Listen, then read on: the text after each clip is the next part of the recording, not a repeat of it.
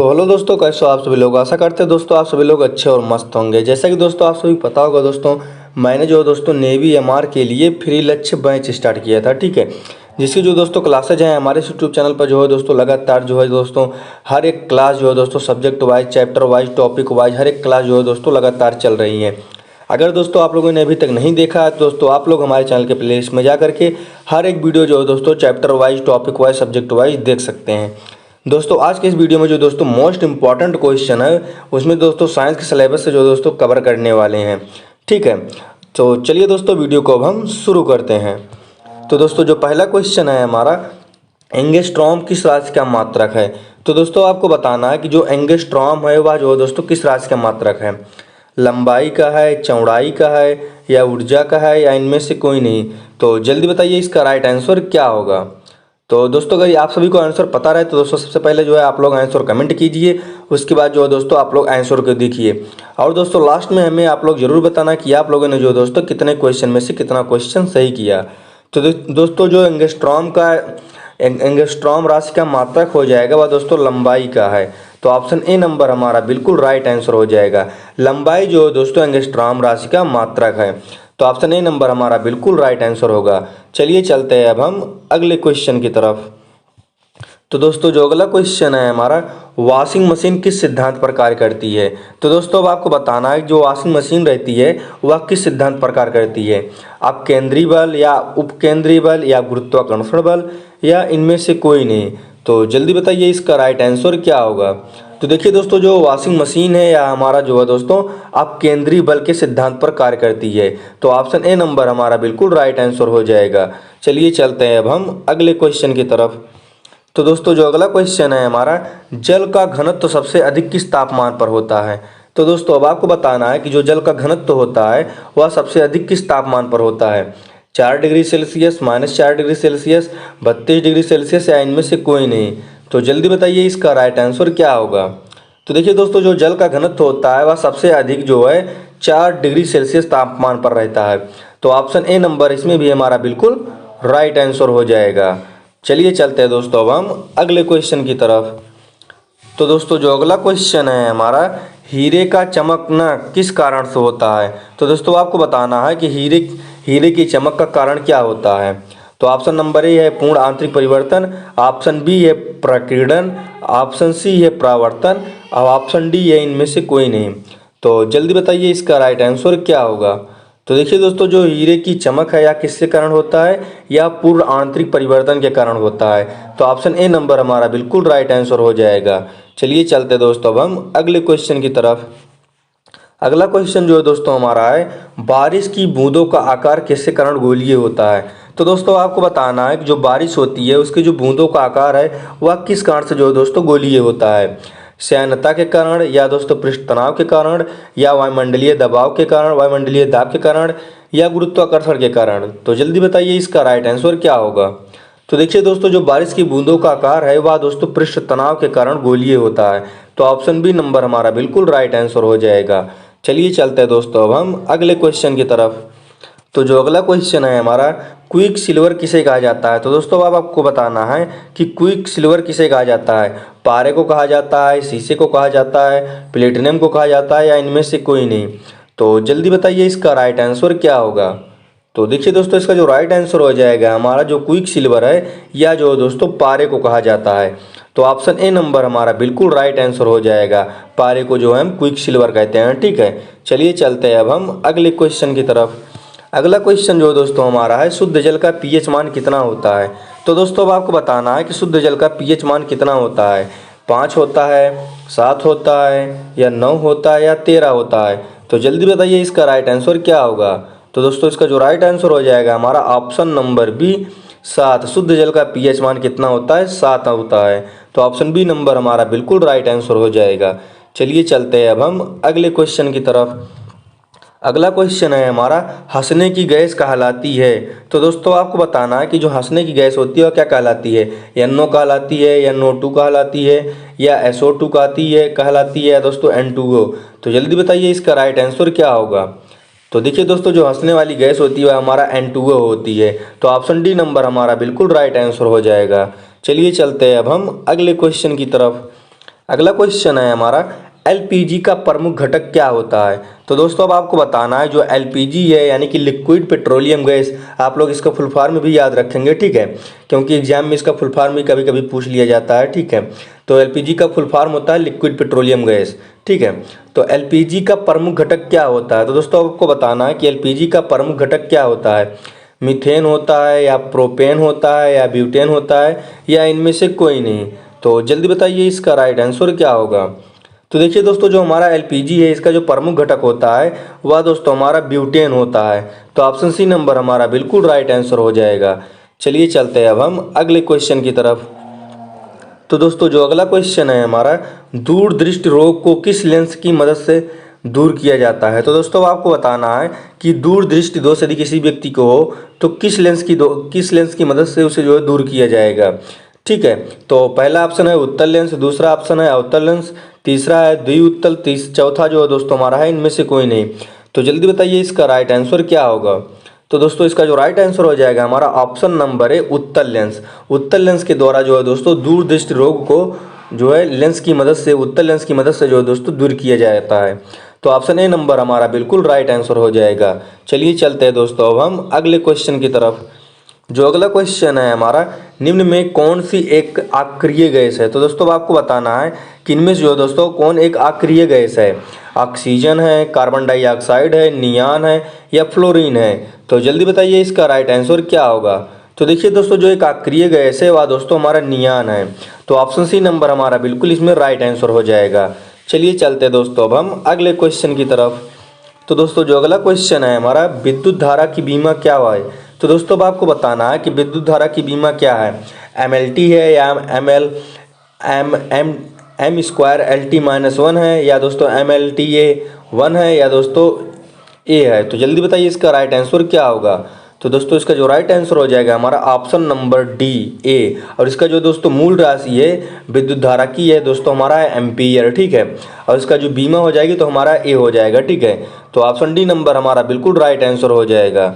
चलिए चलते हैं दोस्तों अब हम अगले क्वेश्चन की तरफ। तो दोस्तों जो अगला क्वेश्चन है हमारा, प्रतिध्वनि सुनने के लिए न्यूनतम दूरी कितनी होनी चाहिए। तो दोस्तों अब आपको बताना है कि प्रतिध्वनि को सुनने के लिए न्यूनतम दूरी जो है कितनी होनी चाहिए। 10 मीटर, 13 मीटर, 17 मीटर, 21 मीटर। तो जल्दी बताइए इसका राइट आंसर क्या होगा। तो देखिए दोस्तों प्रतिध्वनि यानी जो दोस्तों इको को सुनने के लिए न्यूनतम जो दूरी होनी चाहिए वह दोस्तों 17 मीटर होनी चाहिए। तो ऑप्शन सी नंबर हमारा बिल्कुल राइट आंसर हो जाएगा। चलिए चलते हैं दोस्तों अब हम अगले क्वेश्चन की तरफ। तो दोस्तों जो अगला क्वेश्चन है हमारा, मूल इकाइयों की संख्या कितनी है। तो दोस्तों अब आपको बताना है जो मूल इकाइयों की संख्या है वह कितनी है। 6 है, 7 है, 8 है, 5 है। तो जल्दी बताइए इसका राइट आंसर क्या होगा। तो देखिए दोस्तों जो मूल इकाई होती है हमारी उसकी जो संख्या होती है वह 7 होती है। तो ऑप्शन बी नंबर हमारा बिल्कुल राइट आंसर हो जाएगा। चलिए चलते हैं अब हम अगले क्वेश्चन की तरफ। तो दोस्तों जो अगला क्वेश्चन है हमारा, प्रकाश तीव्रता की इकाई क्या है। तो दोस्तों अब आपको बताना है जो प्रकाश की तीव्रता है उसकी इकाई क्या होती है। सेंटीमीटर होती है या कैंडला होती है या वोल्ट होती है या इनमें से कोई नहीं। तो जल्दी बताइए दोस्तों इसका राइट आंसर क्या होगा। तो देखिए दोस्तों जो प्रकाश की तीव्रता की इकाई होती है वह कैंडला होती है। तो ऑप्शन बी नंबर हमारा बिल्कुल राइट आंसर हो जाएगा। चलिए चलते हैं दोस्तों अब हम अगले क्वेश्चन की तरफ। तो दोस्तों जो अगला क्वेश्चन है हमारा, न्यूटन का कौन सा नियम बल की जानकारी देता है। तो दोस्तों अब आपको बताना है कि न्यूटन का कौन सा नियम है जो कि बल की जानकारी देता है। तो ऑप्शन नंबर ए है फर्स्ट, दूसरा नियम है या दोस्तों तीसरा नियम है या इनमें से कोई नहीं है। तो जल्दी बताइए इसका राइट आंसर क्या होगा। तो देखिए दोस्तों जो बल की जानकारी देता है वह जो दोस्तों दूसरे नियम से देता है हमें। तो ऑप्शन बी नंबर हमारा बिल्कुल राइट आंसर हो जाएगा। यानी जो दोस्तों बल के दूसरे नियम से जो दोस्तों हमें जानकारी मिलती है बल की, ठीक है। न्यूटन के दूसरे नियम से जो दोस्तों हमें बल की जानकारी मिलती है। तो ऑप्शन बी नंबर हमारा बिल्कुल राइट आंसर हो जाएगा। चलिए चलते हैं दोस्तों अब हम अगले क्वेश्चन की तरफ। तो दोस्तों जो अगला क्वेश्चन है हमारा, सेल्सियस पैमाने पर परम शून्य ताप होता है। तो दोस्तों अब आपको बताना है कि सेल्सियस पैमाने पर हमारा परम शून्य ताप होता है कितना होता है। -273.15 या दोस्तों -273 या जो दोस्तों 273 या जो दोस्तों शून्य। तो जल्दी बताइए कितना होता है, कितना सेल्सियस होता है। तो इसका जो दोस्तों जो राइट आंसर हो जाएगा हमारा -273, ठीक है। -273 जो होता है सेल्सियस पैमाने पैमाने पर जो है दोस्तों हमारा परम शून्य ताप होता है। ठीक है, -273 पैमाने पर हमारा परम शून्य ताप होता है। तो ऑप्शन जो है दोस्तों हमारा बी नंबर हमारा बिल्कुल राइट आंसर हो जाएगा, -273। ठीक है, तो चलिए दोस्तों अब हम चलते हैं अगले क्वेश्चन की तरफ। तो दोस्तों जो अगला क्वेश्चन है हमारा, कौन सी तरंगों को प्रचार के लिए माध्यम की ज़रूरत नहीं होती है। तो दोस्तों अब आपको बताना है कि कौन सी तरंगों का प्रचार करने के लिए आपको जो है कोई भी माध्यम की ज़रूरत नहीं होती है। अनुप्रस्थ या विद्युत चुंबकीय तरंग या दोस्तों ध्वनि तरंग या इनमें से कोई नहीं। तो जल्दी बताइए इसका राइट आंसर क्या होगा। तो देखिए दोस्तों जो हमारा विद्युत चुंबकीय तरंग है, जो हमारा विद्युत चुंबकीय तरंग है या दोस्तों इसके प्रचार के लिए माध्यम की ज़रूरत नहीं पड़ती है। तो ऑप्शन बी नंबर हमारा विद्युत चुंबकीय तरंग बिल्कुल राइट आंसर हो जाएगा। चलिए चलते हैं दोस्तों अब हम अगले क्वेश्चन की तरफ। तो दोस्तों जो अगला क्वेश्चन है हमारा, प्रकाश का वेग अधिकतम होता है। तो दोस्तों आपको बताना है कि प्रकाश का वेग अधिकतम कब होता है, माध्यम में होता है, निर्वात में होता है, या दोनों में होता है, या इनमें से कोई नहीं होता है। तो जल्दी बताइए इसका राइट आंसर क्या होगा।